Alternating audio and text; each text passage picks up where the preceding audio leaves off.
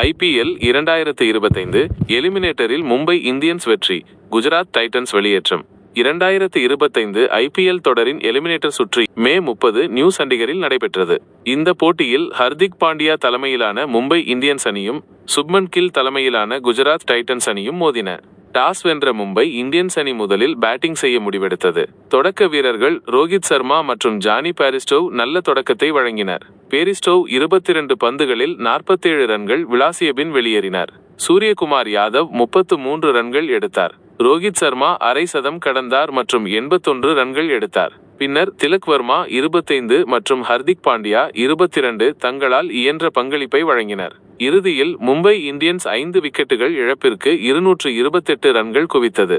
229 ரன்கள் என்ற கடின இலக்குடன் குஜராத் டைட்டன்ஸ் களமிறங்கியது.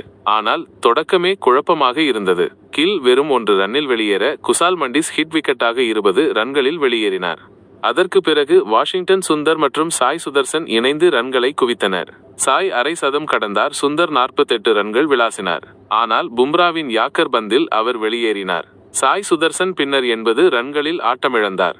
கடைசி ஓவர்களில் ரூதர்ஃபோர்ட் மற்றும் திவாட்டியா போராட்டம் செய்தனர். கடைசி 2 ஓவர்களில் 36 ரன்கள் தேவைப்பட்ட நிலையில் ரூதர்ஃபோர்ட் விக்கெட்டை இழந்ததும் குஜராத் மீள முடியாத நிலையிற்கு சென்றது.